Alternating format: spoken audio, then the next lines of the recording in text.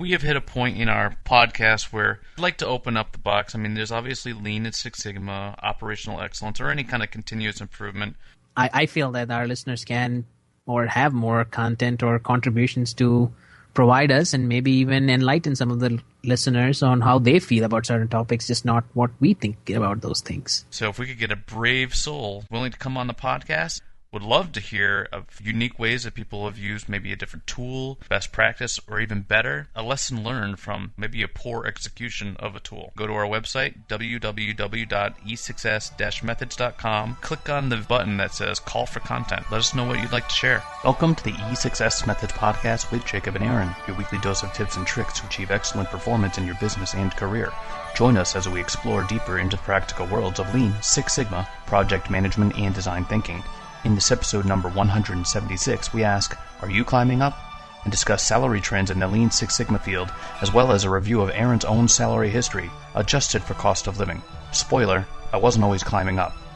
If you're just tuning in for the first time, find all our back episodes on our podcast table of contents at e6s-methods.com. If you like this episode, be sure to click the like link in the show notes. It's easy, just tap our logo, click, and you're done. Tap, click, done. Here we go. Hi everyone, this is Aaron. It'll be just me this week. This week I thought we'd talk about this idea of, are you climbing up? It is in regards to your salary. And this episode I have an excerpt from my upcoming book, Beyond the Classroom, is Lean Six Sigma Right for Me? And it shows a partial analysis of salary trends by Lean Six Sigma certification. And this is part of a more detailed analysis that it was comparing the years between 2000 and 2016. The source for these surveys is Quality Progress between 2000 and 2016, which is the American Society for Quality.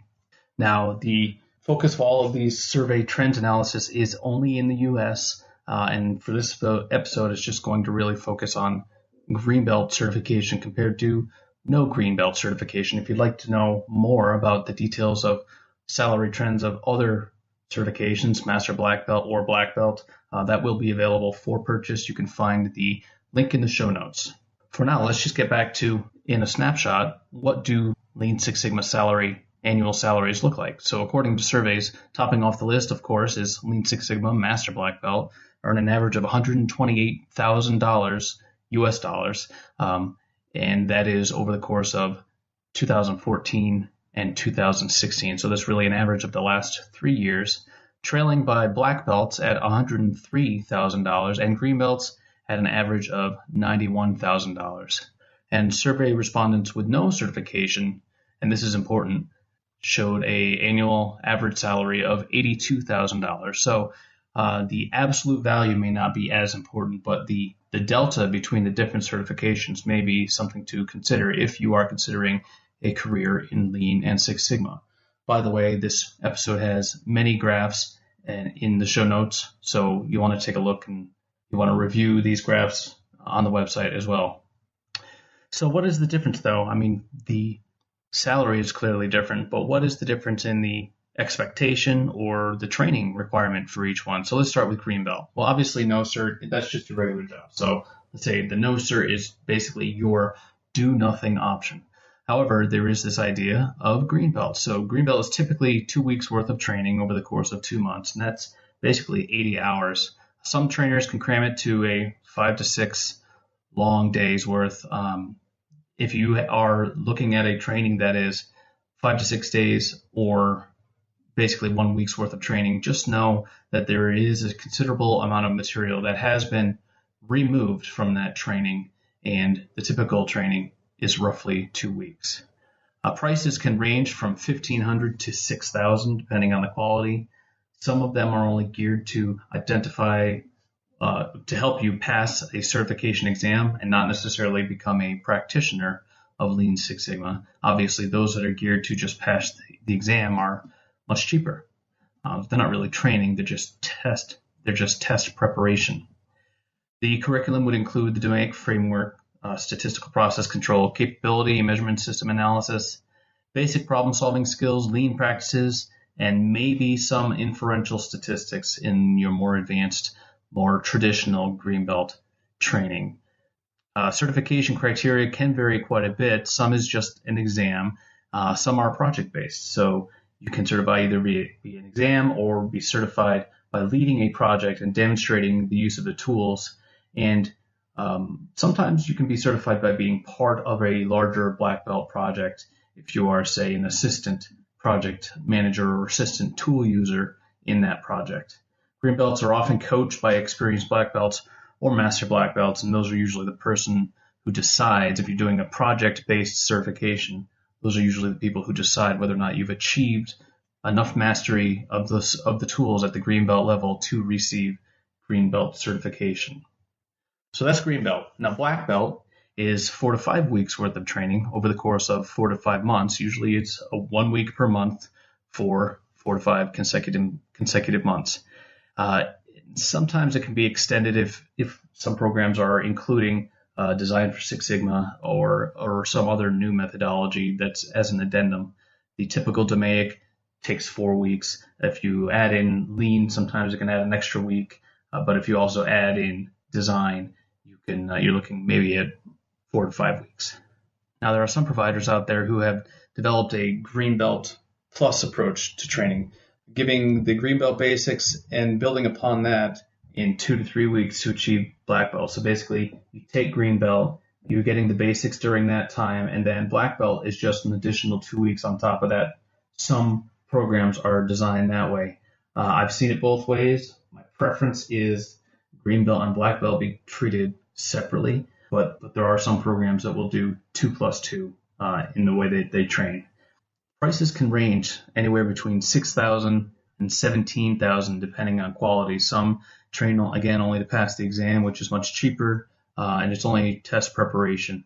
Curriculum includes all the green belt basics plus some advanced problem-solving tools, deeper statistical analysis, team leadership, project management fundamentals, some presentation skills, some of the more soft skills that a black belt may need to improve upon, because a black belt is typically going to give public presentations to leadership within the company. Also included will be advanced lean topics, multiple regression, design of experiments, optimization, non-parametric inferential statistics, and data transformations, which is used for if you have a situation where you are using non-normal data. Certification criteria can vary. Again, some are exam-based, some project-based, and some exams, if you take them, you have to attest that you or show proof of that you've done 2 projects prior to taking the exam. There is some amount of commonality, but requirements certainly can vary. So certifying by leading 2 projects demonstrating the use of the tools, and usually have to show significant financial savings, some around the level of $100,000 per project. That's annual savings. So obviously that can vary quite a bit. And some organizations require a 2-year commitment before certification is awarded. So if you are part of a black belt rotation within your company, they expect you to do at least 2 projects successfully and stay within the program for 2 years. And by the way, if you are in a program for 2 years, you actually should be completing between 5 and 8 projects during that time, but 2 of them will be used toward your certification. Black belts are usually coached by an experienced master black belt. Some companies will implement the idea of a senior black belt or black belt buddy as sort of peer coaches as well for new candidates. Then master black belt, you must be an experienced black belt, plus you'll receive an additional 2 to 3 more weeks of training. In addition to the cost of black belt training, prices can range another $5,000 to $10,000 depending on the quality and extent of the necessary training. The training is often based on the practical needs of the program within whichever business you are part of. So it is more customized by the business, but can include train the trainer. It's a training for the master black belt who's expected to give training. It's training you how to train. Advanced presentation skills, advanced design, optimization, basic reliability, program and portfolio management. Often you own the program as the master black belt, and the black belt projects all roll up to your portfolio, and advanced leadership. Certification criteria also can vary. Some are exam-based, but mostly project-based, and it's mostly depending on whatever your company says is required for master black belt certification. So there are some who certify by test, but only after you've submitted a portfolio for review and demonstrated you've been working as a Master Black Belt already. And then another $2,500 or more just to take the exam. But most common, Black Belt certification is required, plus completion of larger organizational projects, successful delivery of training, meaning training up Black Belts and or Green Belts, and completing your own custom Master Black Belt training that is required by your company, and also some sort of contribution to the Lean Six Sigma body of knowledge. I can say for myself, being published was required for my Master Black Belt certification. MBBs are usually coached by senior executives and top level, usually at the vice president level. You are listening to E6S Methods podcast, brought to you by E6S Industries. Join us on our website at www.e6s-methods.com. Journey through success. Are you tired of hearing our commercials? Wouldn't you rather hear your own? Buy a 1-minute spot to reach hundreds of listeners each week on Stitcher Radio and iTunes. Showcase your product, market your service, or maybe even reach out to a potential employer in a truly creative and unique way. Contact us through our website for more details, www.e6s-methods.com. Journey through success.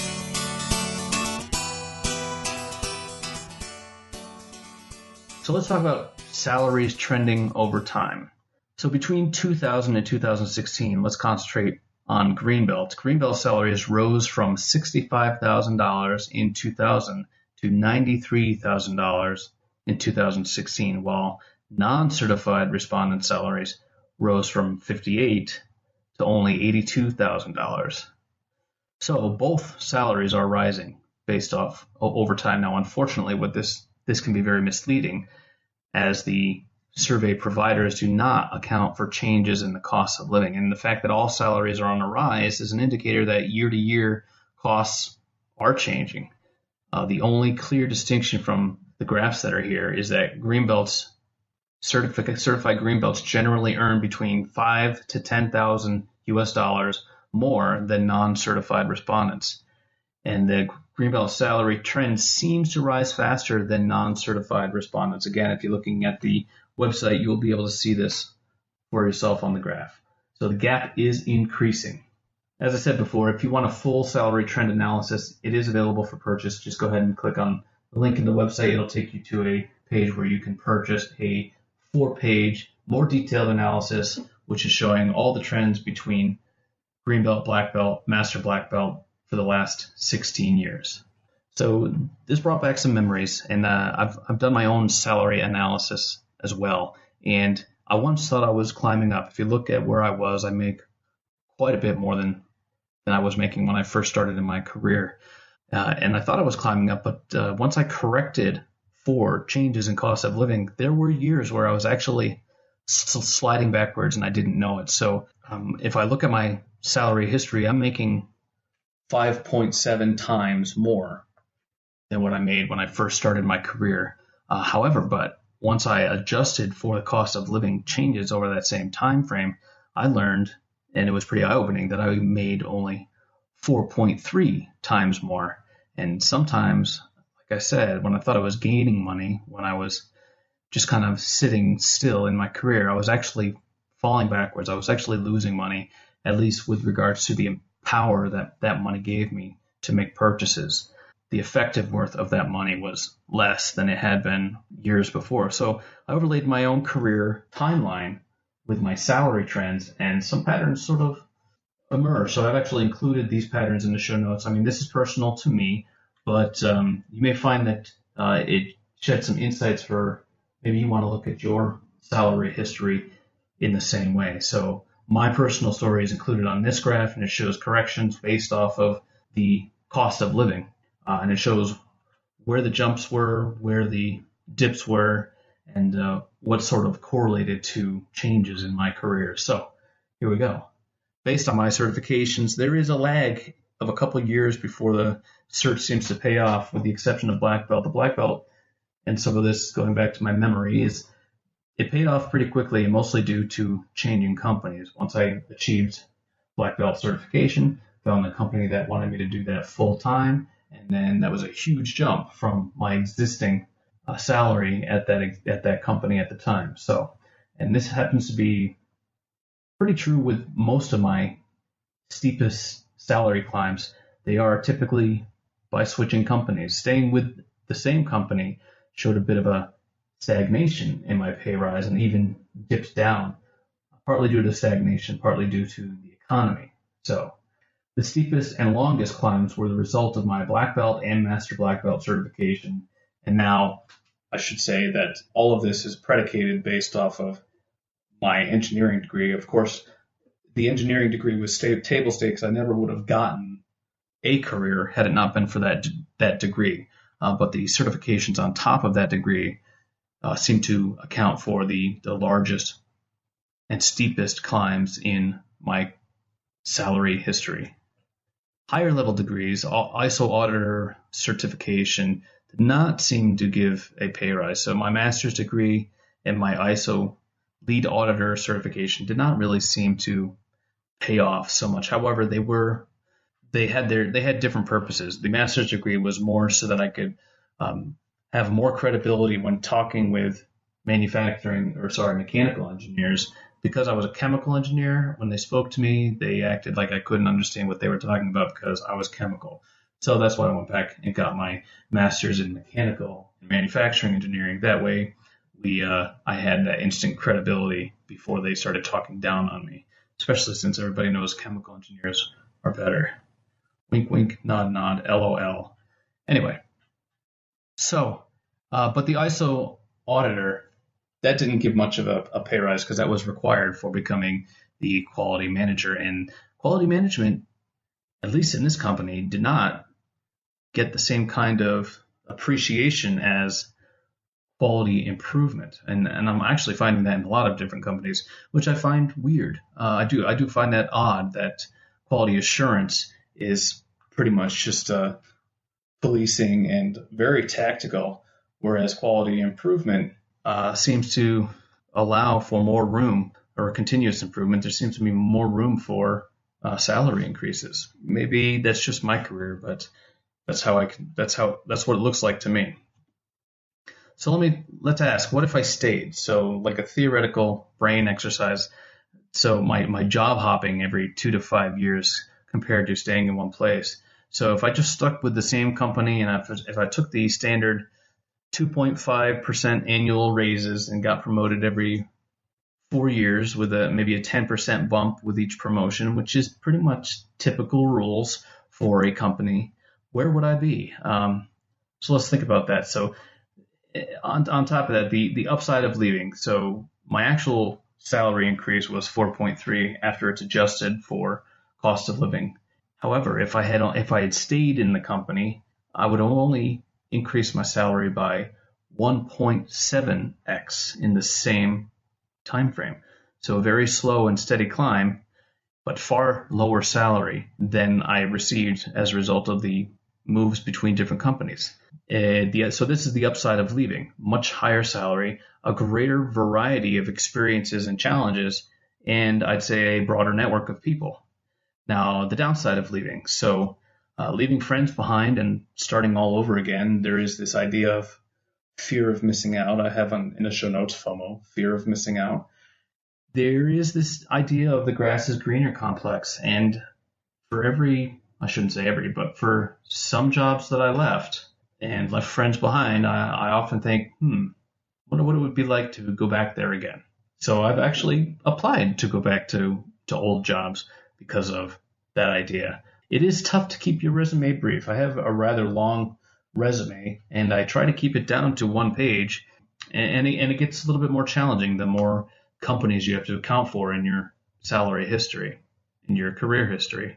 And then there's the idea of looking like a job hopper to employers. It doesn't seem to be as bad as it was, but I think there is still a stigma, and there definitely is a rule of thumb out there that you should stay between, I believe, 2 and 5 years. And I've also learned that if you stay with a company for more, or it used to be an old rule of thumb that I've gotten from some colleagues, that if you stay someplace more than 5 years, you've stayed too long. You've stopped learning, and it's time to move on. So there are those two different ideas to contend with. So that's it in a nutshell. There's far more data on the website. Again, you can buy a more detailed analysis of salary history between all the others. A Greenbelt salary seems to give a significant bump. Again, if you do this within a company, who knows? It might not give you a bump at all. But if you use this as leverage between companies, and it may give you a bump. Also, it may not be a root cause for a bump in salary. So also consider this: correlation does not equal causation. So the higher salary tends to correlate with these higher certification levels. However, what's also correlating with these higher certification levels is people of higher drive and higher intellect who are able and willing to do the work that it takes to achieve these certifications. Just going out and getting certified does not certainly guarantee higher salary. However, it may be an indicator of the kind of worker you are and the kind of drive that you have, and thus that is what rewards you with higher salary. I hope you enjoyed this episode, and we will come back with more episodes like this in the future. Let me know. Let me know if this is the kind of thing you want to hear about. Otherwise, I'll just go back to the same old stuff and make it up every week. Thanks for listening to episode 176 of the E6S Methods podcast. Don't forget to click like or dislike for this episode in the show notes. Tap click done. If you have a question, comment, or advice, leave a note in the comments section or contact us directly. Feel free to email me, Aaron, Aaron, at e6s-methods.com or on our website. We reply to all messages. If you heard something you like, then share it with a friend or leave a review. Didn't like what you heard? Join our LinkedIn group and tell us why. Don't forget you can find notes and graphics for all shows and more at www.e6s-methods.com. Journey through success. If you're not climbing up, you're falling down.